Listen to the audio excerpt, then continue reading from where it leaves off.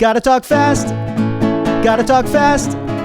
Gotta talk faster, faster, faster. Gotta talk fast. Welcome to an oral history of Archie Comics' Sonic the Hedgehog, where we acknowledge O.J. Simpson walked free in part because of a systematic failures that also led to the 1992 LA uprisings 3 years prior. I'm Nick.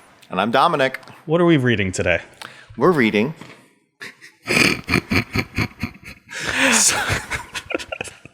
That was a choice.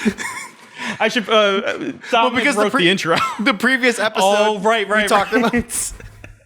I felt a little bad because I was just failing to remember the name of the thing. Mm-hmm. So I just said race riots. I'm like, we're not using that term nowadays. We use uprisings because that's actually what happened. Yeah.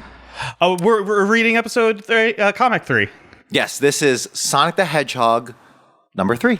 October came out. I forgot to write down the date. Gotcha. Okay. Whatever date it was last time.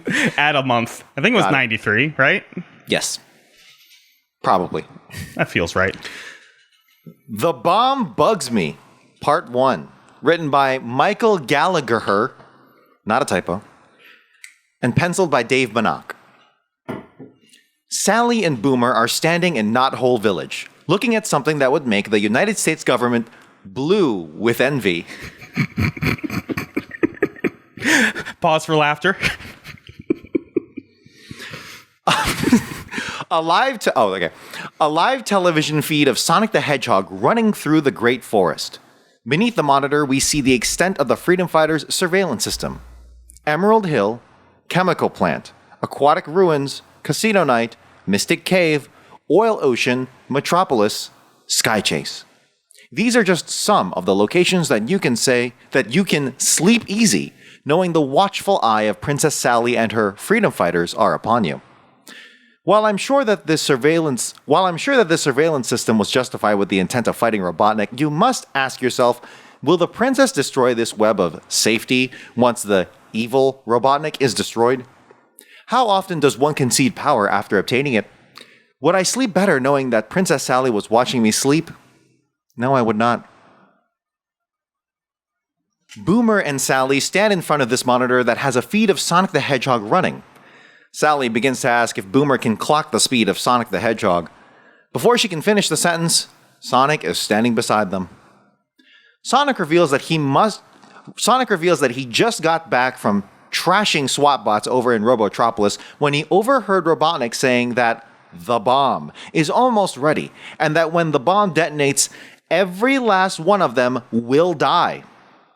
Sonic, Sally, and Boomer assume the worst, that Robotnik has finally figured out how to split the atom and destroy all life on Mobius. Sonic, opposed to dying a horrific death in a fiery blast, does the only sensible thing a leader of freedom fighters would do: stage a protest. That's right, our hero, who has literally blown up a casino with a bomb, decided that staging a protest is the correct course of action against a man who actively tries to kill Sonic on a daily basis. I have words. Robotnik looks out upon his cold machine city and sees organic life holding signs that say, "Ban the bomb," "No nukes," and "Save the planet." Angered, Robotnik gathers all the SWAT bots in the general vicinity. They gather outside near Sonic, Sally, and Boomer. Robotnik standing in front of a small army of SWAT bots decides to lead the charge.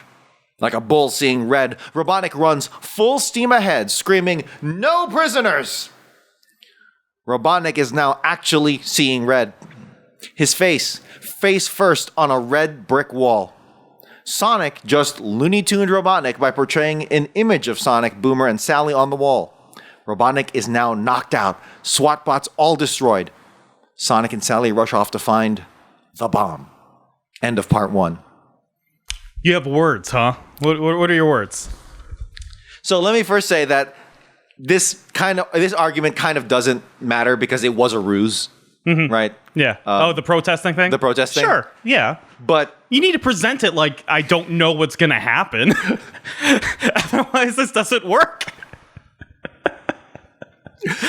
But But that's so fucking liberal. That's so fucking neoliberal to be like, hey, I don't know if that's what you were going for, but like, hey, yeah, this guy's trying to genocide us. Let's stand in line and vote. Yeah, pretty much. Yeah. Can I don't know. This is maybe slightly off topic. I used Looney Tunes as a verb. And I'm realizing, well, no, it's more so. Sonic and Sally had a projector, and they're projecting Boomer, Sonic, and Sally on the wall, right? Yes. And in classic Looney Tunes fashion, like you would see with Wile E. Coyote, where he would paint the cave. He would paint a tunnel. Exactly. No, Roadrunner would paint the tunnel. Yeah. I never remember now. And so Robotnik ran full steam ahead into the wall and, got hurt. Do kids nowadays, have Looney Tunes as a reference point? That's a very good question. I don't know. Because I was thinking about it. It's all like Paw Patrol now, right? I was thinking about it, and this is so off topic. But, what... Out of all the fucking things to... Yeah, right? This is the thing I latched on. It was something I wrote in the script on top of it. Yeah. It just occurred to me that I was thinking about, Looney Tunes properties, and I'm like, I don't know what they're making these days, and whatever they're making, is it even jiving with the kids? Because I know Disney's still doing House of Mouse and stuff, right? Not House of Mouse. Like that. You're talking about that TV show from the late 2000s, early 2000s. Maybe. I thought my niece was watching it. That's why. Oh well, maybe. I don't know. Maybe. That's my cultural reference point. Is my 4-year-old niece. They're still making new Looney Tunes cartoons with a modern twist and like modern voice actors that have been working. Okay, I guess that's what I needed to know because I haven't seen that in the culture. This is very true. This is new news, but a Wile E. Coyote movie got canceled, starring what's his name? John Cena's one of them. Well, he's in everything. But if I had to throw a dart at a board of movies coming out, to give you a frame of reference, it's of the time, sure, that it was coming out, but it got canceled. It's one of it's like the Batgirl thing where David Zaslav, head of Warner Brothers or HBO, Warner Brothers, he was like, yeah, no, we're not doing this anymore. We're just gonna not, even though it's finished, we're not gonna release it for a tax write-off. I mean, so they are still doing things with it. Let me say that. Just no one can see it. No one can see it. That says something about our tax system when you can decide to not release a project and write it off. What's the musical with the bad Nazis? The producers? Yeah, it feels very producers-esque. Yeah. Not quite because he didn't, make they it. They did release it. Yeah. I want to point out, this is the first time that we hear the word Mobius. Mm-hmm. So I guess they got writer's notes or something from up high being like, yeah, you can call this planet Mobius. We did see a tweet that the writers did get a copy of the games. I think the first game, and they played a little bit of it. Yeah. Well, all the zones listed earlier were all from Sonic 2. Exactly. So they have that. As for the synergy with the TV show, I don't know. Yeah, we don't know 100%. I do want to sit down and research things of what they know. The other thing I want to point out is I don't know how they know what a nuke is, but the reference point here is they're afraid that Robotnik is going to nuke everyone. Well, if they have robots, I would think nuclear fission. But I feel like they would come before robots. Well, either A, it's been around, or B, it hasn't been around. And that means this is the first time they've ever seen a nuke or heard of a nuke. I don't know. There's flaws in this comic, to say the least. It's not adding up. Let me also say then this first paragraph or the opening, very, very good, pointing out that the implications of having something with that much of a surveillance state within the resistance movement. That's usually how liberation movements turn it. That's literally what happened with Stalin or with the you could say Lenin with the the October Revolution, right? Or the Bolshevik Revolution. Little inside baseball. We can maybe even cut this, but I ended up having writer's block on this a little bit because I was trying to figure out how to start this issue because it's very Dark Knight. Yes, but then, I was thinking that too. But then I was immediately like, okay, is that bad writing to reference pop media in your script? Because it makes it so it ages it, and as I clearly want to make this comic for all time. I want people 100 years from now coming in, listening to this podcast so they can understand what weird shit happened in the early 90s with Sonic. And so I was like, well, I can't reference like pop media because if I reference Dark Knight, I can't assume people have seen Dark Knight. And then I was like, hold on. So you're assuming that they're interested in Sonic the Hedgehog. Sonic's Archie, not going anywhere, man. But not the Dark Knight, one of the most popular superhero movies of all time. I mean, there's going to be 1,000 Batmans between now That's and true. like, like the Dark Knight's going to be like a blip. It'll be like, oh, you know what was a good one of those?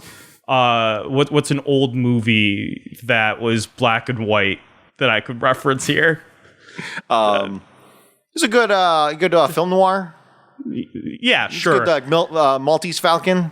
Yeah, only film nerds are going to go watch the Maltese Falcon. Like the standard, I want to see the good Batman from like 2008. And it's like the year 2080. We went so off track. We did. Go on to part 2. Hold on, let me adjust. We should delete that. We should. The bomb bugs me, part 2. Robotnik somehow is standing in front of Sally and Sonic, stating they must be destroyed. Sonic and Sally responded by applauding and stating, outstanding performance. Robotnik pulls his face off to reveal Boomer. Here we learn that Boomer is not only a mechanic, but a master of disguise as well. Here, a joke is made. Boomer says that he can do other voices, specifically James Cagney. For viewers and listeners at home, James Cagney is an American actor and dancer who was born in 1899 and died in 1986. A man who died 7 years before this comic even came out. A man who retired in literally the 60s. This comic came out 30 years after his retirement. Who is this joke for? Boomer walks out of the office as Robotnik asks Crabmeat politely to go grab the bomb. Crabmeat, suspecting something is up because Robotnik has never been kind, asks Boomer to meet him outside the office. Boomer complies and we hear fighting off-panel. In walks Boomer holding the bomb. The bomb is a tiny yellow box with the words, "The Bomb," written along the side. It's small and can be held in one hand. Boomer, having completed the mission, starts trying to get Sonic and Sally to lead the way back home to Knothole Village. Just then, Robotnik enters the room, accusing Boomer to be Robotnik in disguise. Robotnik and Boomer pull each other's masks off to reveal Boomer and Robotnik under their masks. Boomer and Robotnik fight. Sonic, not knowing who is who anymore, runs in a circle around them and knocks both of them out. Robotnik is now unconscious. Sonic, Sally, and Boomer escape back to Knothole Village. Sonic bravely opens the box up to reveal that the bomb was actually a bug bomb and that Robotnik was actually dealing with an ant invasion. End of that story. Yep, that's a fun little the punchline. Yep, it's just fun little romp. I was going somewhere. Yeah. The mask pulling, where they're pulling each other's masks off, can be a funnier bit if they. This is me. But I think it'd be funnier. Tell me how to write this comic better, please. not write the comic better. It's more of a visual thing because it's all in one panel. Yeah, I think it'd be funnier if they did it like over like multiple panels. You can only no. I know they only have so much space. Yeah, I was gonna say they legitimately just can't. Gotcha. Yeah, I mean, yeah, this is a kind of nothing comic, nothing interesting. It really feels like. Again, I'm not good with I don't know that many comics, to be honest. But it just feels like this is like a Saturday morning cartoon that they really wanted to write, but they wound up doing a comic instead. Mm-hmm. But even though they have 2 more Saturday morning cartoons, yeah, in in the chamber. I don't know. It's I don't know. Yeah. It's fine. It gets better though. But not now, because we have one-shots. What I will say really quickly is I just decided to choose a random issue to read, just like it was like episode like 30 or something. Okay. Just so that I was like, this gets good, right? Because I'm like kind of already like, what am I committing to? And Yeah. it's incredible. It's so good. So we just have to...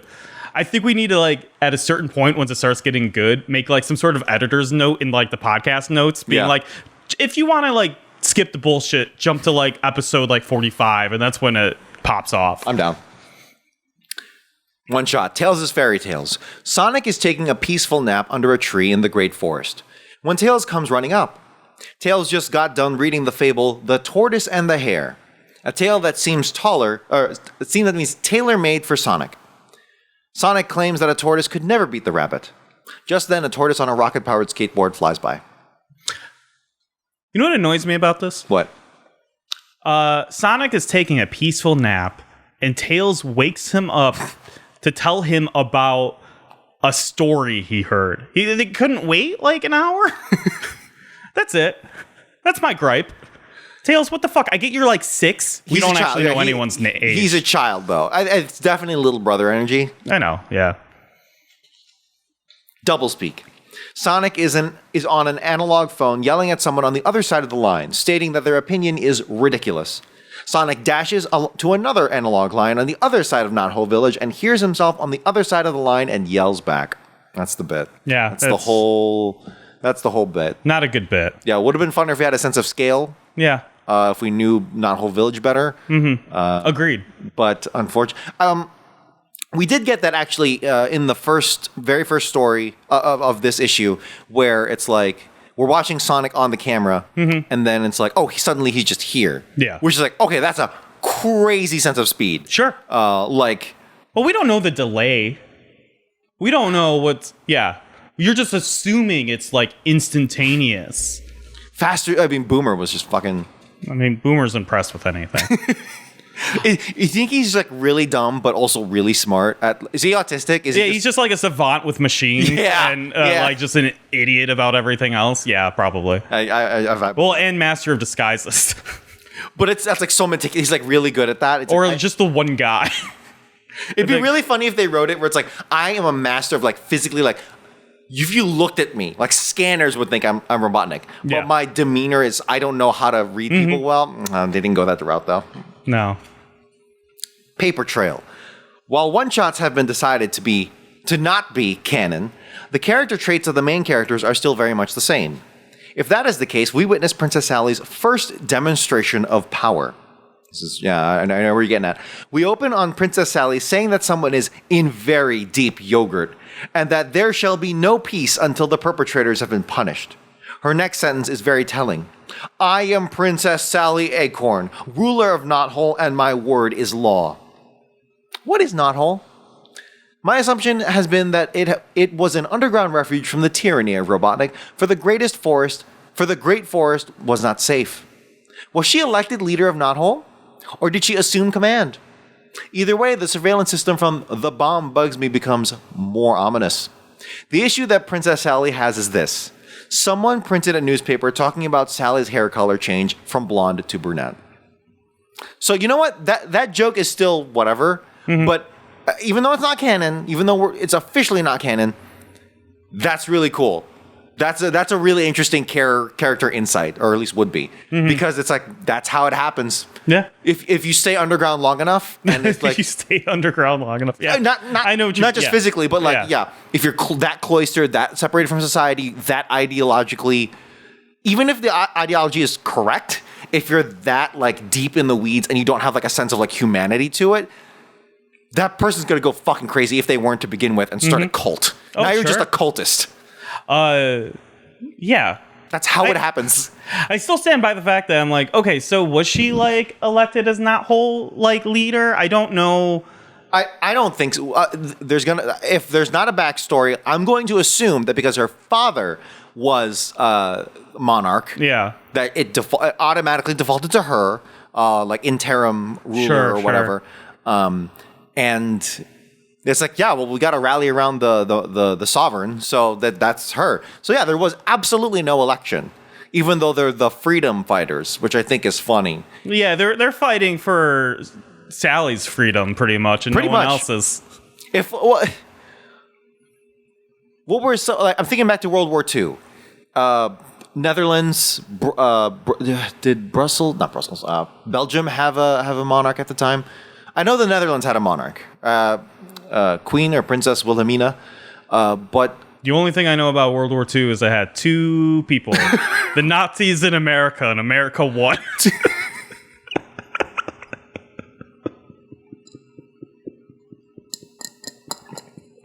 look, motherfucker, you already have the I don't watch movies bit. You can't also be illiterate. That's not illiterate. I just don't know history. Okay. I can read. I've read this You comic. just don't. Yeah. You can read, you just don't. Yeah, no, I get an old man to read me. You don't remember? I sit on a like carpet, cross-legged, and he tells me. That's right. No, but I think it was more so resistance. Like the Dutch resistance, they weren't so much freedom fighters. I forget some of their official names in the Dutch language. Mm-hmm. Yeah, like if the UK was under occupation, if sea Tulip lion fighters? Say again. Tulip fighters? That's Dutch, right? You're thinking like Flanders Fields, the poppy, right? No, I was just more trying to think of the one thing that I could think of that was Dutch and then apply it to the fighters. Sure. So it was either wooden shoes or windmills or tulips. I went with tulips. Got it. That might have been confusing in retrospect. I should have done wooden shoes. That's all right. All right, moving on. Rabbot Deployment. Here's where it gets good. Oh yeah, this is the moment we've all been waiting for. This was the one I was waiting for this week. Written by Michael Gallagher and penciled by Dave Minock. Sally summons Sonic to the throne room of Knothole Village. Boomer has taken some aerial photos of the southern sector of Mobius, and Robotnik has been making deep inroads. Sonic, recognizing the significance of this, drags Boomer away and runs off to the south portion of Mobius, after stopping at a sporting goods store to give Boomer some rollerblades and a rope so Sonic can drag him. Sonic and Boomer arrive at the locale and notice an orangish-brownish rabbit farming carrots. Two SWAT bots quickly swoop in and grab the rabbit. Sonic and Boomer sit by and watch. Sonic, who literally in the last issue took on 16 SWAT bots, has decided he is clearly no match for two SWAT bots, and it would be foolish to even attempt to save this tiny woodland creature. The two SWAT bots grab the rabbit and start bringing them to a machine that says on the side, "Bot on the spot." As the two SWAT bots bring the rabbit to the machine, they start showing remorse by stating that they are sorry, but they have a quota to fill. A true police state. Sonic finally comes to his senses and decides to try and take on these two SWAT bots. He leaps into action only to be tugged back. What? It's another... He was about to Mel Gibson that shit. Oh. About to Patriot that shit. The rope he was pulling Boomer on earlier got tied up in a brush, making it impossible for Sonic to jump forward and save the day. Sonic stands up, refusing to admit defeat, and quickly spin dashes at the two SWAT bots, cutting their heads off.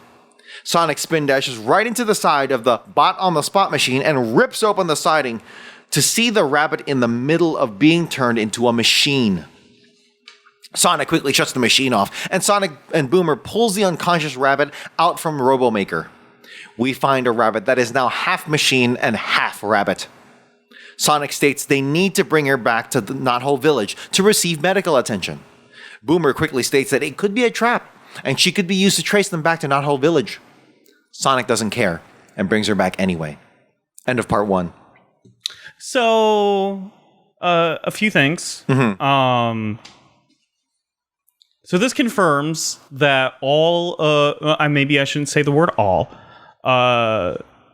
that the machines Robotnik is using were at least one point in time woodland creatures, right? Yes and no. So, like, are the SWAT that leads me to think, are the SWAT bots woodland creatures? I think he does both. I think he Okay. has both. He like pure machine. Yeah. But some of them You don't want to put all your eggs in one basket. exactly. Honestly, kind of. Maybe has different iterations. Sure. Or at one point, he's like, I need more soldiers. I need more labor, and the turning out. I don't have enough intake. Let's just make my own, right? From the earth, from metal. Well, and so like, for example, crab meat. He looks like a crab. Yeah. Caterpillar looks like a caterpillar. He's modeling it. So where does the SWAT bot come from? Because everything else is modeled. That's off of- why I'm like, Yeah, I wonder yeah. if SWAT bots are like made, and then all the like animal inspired robots were at one point in time animals, and maybe could be turned back. So do you think crab meat? Well, is it that they are? Is it like the games where it's like, if there is a robot in here, you can theoretically free it, or like free the animal? I don't know, man. I think like crab meat, caterpillar, some of those, maybe a few, but he like modeled it. Robotnik modeled it. Mm-hmm. It's like I'm making better nature, Sure. right? Because I'm a evil megalomaniac, right? But the SWAT bot is what gets me, because those are the default. Those seem to be the default robots for any henchman like thing. Yeah, So- no, I'm right there with you. It just doesn't make sense to me. Could that have been like the first prototype? Because duh, he's a human, or like he's humanoid, so he modeled it after himself. What if they were humans? Just so the same thing, but just Yeah. humans. Yeah. I mean, yeah, those Where are the Robotnik is clearly humans. Yeah. Where are the rest of the humans? we have yet to see. We know that there are human characters, at least in the SatAM show. But yeah, where I are don't they? know that. Yeah. Truthfully, way to just spoil that for me. Humanoid. But I think for this, the thing that gets me is that when I was first reading this, I'm like, did they know that during the Holocaust they literally had gas vans? Like they weren't just chambers at the Sure. camps. They Yeah. literally had mobile vans. They it's like how people commit ultimate self-harm by rerouting the carbon monoxide Sure, into the car, but yeah. with German engineering, they just this is definitely how we're doing it. And that was definitely a method that was used. And it's like, this is definitely that. Definitely reminiscent. Definitely reminiscent. There's some Nazi-esque things going on in this world. That's very true. So I just that was like, wow, that's pretty cool that they like alluded to this. Just to drive home that point that this is a fascist state. Mm-hmm. But what is interesting is that the robots did present remorse. Yeah, that confused me. Have they done that before? Not really. Not that I can think of offhand. Yeah, they weren't like 100% blind robots. Yeah. Well, They had some. They had some free will. Yeah, there's some free will and some personality, some kinks. But with I'll state in this issue, when they captured the robot, the two SWAT bots high-fived, right? They were like, that's absolutely right. Yes, they did. we're like, yeah, we're crushing this. So and, They had and then remorse immediately lost their head. Yeah, they had remorse, high-fived, and then lost their head. So Yeah. it's like, yeah, you know what, whatever. That's pretty cool. But thank you for mentioning that, because that is absolutely how that happens. Yeah. It's like, yeah, we have a quota to fill, so yeah. This is very direct, but just move that down the line a little bit. It's like, yeah, we're just making the gas canisters here in this German factory. It's Yeah, like, right. I don't know where it's being used, or I don't have any choice on where it's being used. Do you? So the thing that gets me about this issue is like Boomer and Sonic literally just like watch this happen. It's inconsistent. It's definitely an inconsistency, and it's the same writer, so it's like, Yeah, like they watch them grab Bunny, and Bunny yells, and Bunny straight up says, "Get off me, you Yankee," which is interesting. it's okay. I'm gonna divert from your point. That's insane. Yeah. That's insane that they use that word. I know she's supposed to be a Southern belle, but the implications of her saying Yankee. Also, this is a southern part of Mobius. So that implies that the southern part of Mobius is like American Southern, which means if she says Yankee, then that means the northern part of Mobius is Yankee, which implies that they had slaves or some kind of What do north-south you think divide. the robots are? They're slaves. No. Oh, you're saying. I like to think that even before the Robotnik crisis okay, sure. took over and won, that in Mobius's history, there was some kind of, maybe not like a 1-to-1 civil war over slavery. I hope. I write this down. That'd be so sick. We need to start having like a list of like predictions. You've seen Glory, right? Starring Denzel Washington and Years Matthew ago, Broderick. yes, I have. So like that whole ending battle of like On the beach? all the colored soldiers, which is what they were called. The colored shut up. The colored and like them like screaming and waving the Union Jack as they're trying to signal to like reinforcements to come up, and they're like all dying in the defilade, right? But it's like furries. It's just like woodland creatures of like southern rabbits versus northern hedgehogs. Do you think? Do you think maybe it was just the rabbits that they had their own like civil war? This is the rabbit minority. The rabbit minorities are the good old boys. Oh God. What if the rabbits are shown to be like really racist? That would be so sick though, if like to show that in a society of like, hey, I know we're all against Robotnik, but also we've got our own beef. But also this rabbit, we need to shut up. This rabbit's going. Hey, honestly though, intersectionality, that's a concept that I feel like we're just getting around to in the left. And I mean, obviously it's been an ongoing thing for centuries, but I think that's finally becoming mainstream. This was chock full of of material, dude. This was a really interesting. You know what? Sorry, we'll get to part 2 right now. Did you have part 2's the. Well, I was gonna say originally, like I don't know. Again, he just like watches the swap bots take the bunnies, and then he doesn't immediately spin dash, which I feel like. Yeah, you could have done that way sooner, dude. Yeah, like there's no reason for this robotization to happen. Mm-hmm. It's insane. Let's go to part 2. Rabbot Deployment, part 2. Sonic and Boomer rush into the throne room where Sally sits, Boomer carrying the unconscious rabbit with them. Sally starts asking what happened and who is the rabbit when the rabbit leaps out of Boomer's arms and introduces herself. The rabbit's name is Bunny, or Buns. She has brownish orange fur, blue eyes, a yellow nose, and now a robotic bottom half and a robot left arm. She instantly starts listing off reasons why she would be useful in the fight against Robotnik.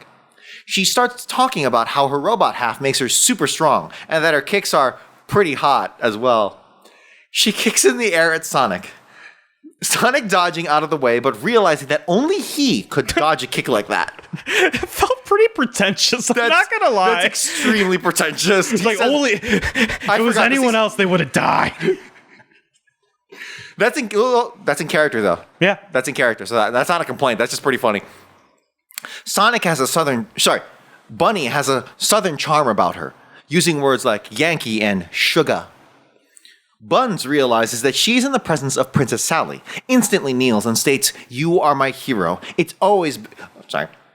You are my hero. It's always been my dream to be your hairdresser." While pleasantries are being exchanged, in comes Antoine Decollette, or as Sonic refers to him in this scene as the head windbag. I haven't been doing voices this whole time. I'm so sorry. It's fine. Everyone's just very confused about who is who. Yes, honestly. Antoine comes in running, stating that a giant burrowbot is above Knothole Village and tearing up the forest. Sonic and Buns, you're not going to say Buns in the script though. Sonic and Buns runs outside to see a burrowbot 50 feet tall, ripping out trees and running over the forest. Sonic runs over and starts to run in circles, creating a tornado near the burrowbot. Burrowbot was completely unfazed by the tornado and shoots a stasis beam at Sonic. Sonic, floating in air, is now helpless, and Burrowbot starts diving towards Sonic. His treads on his way to crush Sonic. When suddenly, the Burrowbot goes flying. Buns swooped in and tossed the Burrowbot quite a distance away, with the Burrowbot landing upside down and incapacitated. Here, Sonic starts running in circles, creating a trench around the Burrowbot. How many times has he done that move, dude? Buns asks, "Butter my cornbread, Sonic. Why are you running in circles?" After some quick research, I don't think this is a saying. I don't think it is. I don't think so. Well, butter my biscuits? Yeah. Is that a saying? I've heard it a couple times, but only. Oh, I've never. Only when you read Sonic comics. I've never been to the South, of course, but I think I've heard it in like media. Yeah, okay. Butter my. It's like a Midwestern saying now, which honestly, I'm from the Midwest. I've never heard from like outside of the urban Midwest. So you mean the Midwest? So the South. So anything south of Springfield, south of Sandwich. All right. Sonic states that she'll see as he continues running in circles. The Burrowbot is now on an island of land, surrounded by a deep canyon. His island collapses Burrowbot and is buried in the rubble. If only Burrowbot had some tool to help him dig his way out. That's true. We cut back to Knothole Village. Princess Sally thanking Buns on the win today, and that they will help her become a hairstylist once Robotnik is ruined. End of part 2. So I want to point out, this is the second time that Sonic has used this extremely specific move. He did it in the last issue too, against someone who has drills for like their main weapon that they can just drill out. I didn't think about that at all. You're absolutely correct. Like, it's absolutely insane. Literally, it's called a drill, bro. Yeah, the Burrowbot. Yeah, I only can assume they live underground. Few things here. The first being, it's absolutely insane that Buns, as she likes to be called. That's true. She's naming herself. Yeah. That Buns comes in, immediately leaps out from being like half-turned robot and is like, let me show you my cool robot shit. Like as if she's been like her entire life using. No time to process this. She instantly knows. Yeah. And so she's like, let me show you how strong I am. Like, she didn't do anything. Like, She's testing that for the first time herself. Yeah, and she goes and I didn't write it in the script, but like to prove how strong she is, she lifts up Sally's throne with Sally on top of it, and she just does it. And I'm like, what? Your first time testing this new ability that you just got like 20 minutes ago. And she's been asleep for 20 minutes. Yeah. So not even time to process it. Yeah. Is to like lift the sovereign monarch of this underground resistance movement. Like, bro, the confidence. The power move, really. Like, could you imagine? It's like, look how strong I am. And then like crushes Sally by throwing her into the surface of the cave. I'm like, what? And then apparently she just has like super sonic speed kicks that only Sonic can dodge out of. And she just did it for that's the first time she's ever kicked with a robot leg. So she's fast, sure, and she's strong. She seems overpowered. Yeah, she's very immediately. So now we have 2 overpowered characters on this cast. And I'm like, if this is how strong like you become, why isn't everyone becoming half robot? There seems to be no downside yet, at least. Well, you lose your. I know they're animals, but you lose your humanity, right? The fuck are you talking about? Well, no, she has a brain. She has a heart. No. Remember, she got half roboticized. She has half a brain, half a heart. No, but the reason is she got half. They don't know this technology, right? They don't know how to reverse her. Well, I guess my point is reverse the roboticization. Yeah. I don't know, man. If I could be super strong and super fast, I'd cut off my legs. So like in a cyberpunk world, you would be hell like, yeah. Are you kidding me? If I could like jump 100 feet, no question. Sign me up right now. Where does it end? At the legs. I just want to jump high. I don't want anything else. I know the life you live. Why do you want to jump high? Hey, man. Think about how cool that'd be.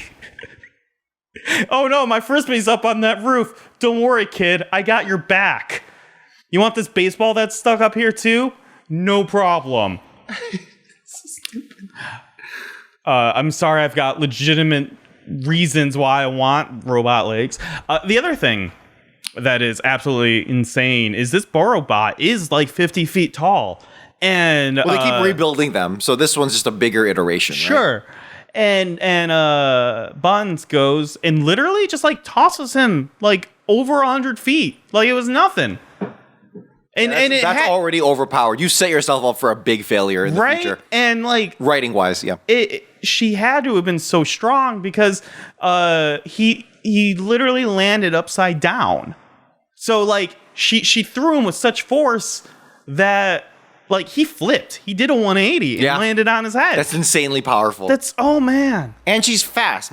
It's like Superman in The Flash, right? Where it's like Superman is fast, but he's not fast as the Flash. Yeah. So it's maybe a little more distance between those two, but like that's insane. What an insane character. A cool concept. Like, hey, this person survived a purge but gained a very valuable. That's like if they had shown her with some trauma, I know millennial talking about trauma, but like if they had made that a smoother transition, like that would be such a cool concept of like, yeah, it's like the message is like, out of this trauma, out of this oppression, I was able to find some strength out of it, and now I'm using it to fight the oppressor. That's so cool. But it's just straight OP. It's like some kind of weird fantasy. I don't know. Well, and the thing that like wish fulfillment. I don't know. All the southern, like, I don't know. The fact that she's like, my dream is to be a hairdresser did not sit right with me. That can be seen as sexist, right? Well, but also it's like, well, okay, hold on. Women can do girly things. That's fine. No, it's not that. It's not that? Okay. It's more. It was the southern aspect of it, where like, this is such a weird thing. I don't know how to describe it, but like, I think the writer sat down and they're like, she could be one of two things: a hairdresser or a waitress. Which one do we want? That's like a vibe I get. Because of the southern accent? Yeah. So it's like the process you think was, oh, she's southern. She can be either a hairdresser or a waitress. I can see that. Either hairdresser, waitress, or racist. Those were the three options. Well, yeah, I mean, you can combine the one into the two. Gotcha. Okay. So, racism, that's flexible. Yeah.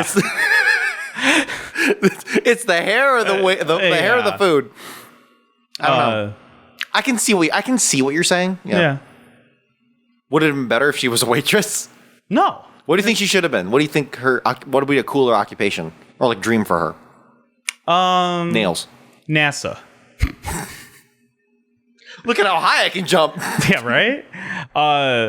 No, it's well, I guess she's also a farmer because she was farming carrots. Was she farming or was she just collecting, foraging? No, it was like a field. It was a field of carrots. Okay. So, wow, the southern woman is either a farmer, a waitress, work in the fields, or right. Yeah, that I mean, that went by quick. There wasn't. Oh, wait, we got the one shot. Robotnik's rules. No laughing.